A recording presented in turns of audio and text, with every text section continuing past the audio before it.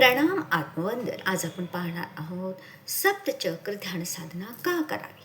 ही सप्तचक्रे म्हणजे आपल्या अस्तित्वाची 7 ऊर्जा केंद्र आहे. पहा, आपल्या शरीरामध्ये 144 नाड्या म्हणजे चक्र सक्रिय असतात. त्यापैकी 7 चक्रे हे प्रमुख आहेत. शरीरातील सर्व नाड्या जालातून म्हणजे सर्व नाड्यातून ऊर्जा म्हणजेच प्राणवायू प्रवाहित होत असतो.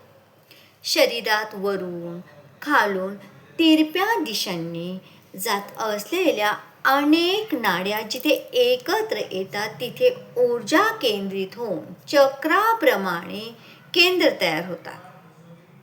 शरीरामध्ये मुख्य ऊर्जा केंद्रे 7 आहेत म्हणजे 7 चक्रे मुख्य आहेत.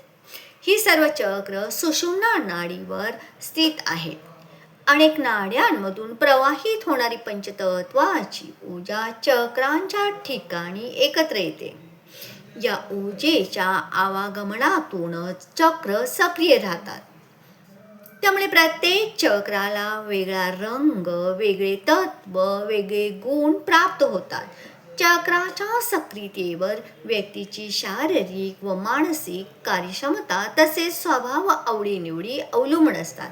नाड्यातून येणारी पंचतत्वाची ऊर्जा बाधित झाल्यावर चक्रांच्या सक्रियतेवर त्याचा प्रभाव पडतो. परिणामतः शारीरिक मानसिक स्थिती बदलू लागते.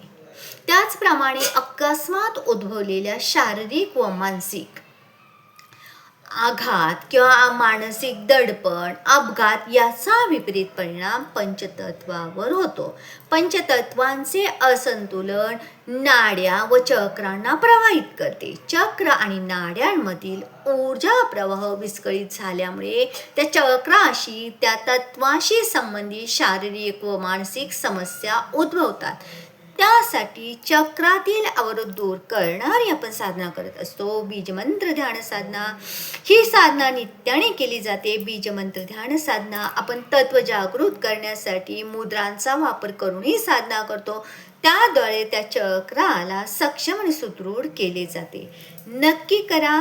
पुढच्या भागात पाहणार आहोत आपण सप्तचक्र ध्यान साधना, पंचतत्व ध्यान साधना, पंचतत्व मुद्रांद्वारे. नक्कीच तुम्ही या. खूप सुंदर अनुभूती येईल. कुठलाही रोग आजार कुठलीही व्याधी असो नक्कीच बरी होईल. आणि सप्तचक्र ध्यान साधना नित्याने प्रत्येकाने करा. खूप छान फरक पडेल. जय सद्गुरू.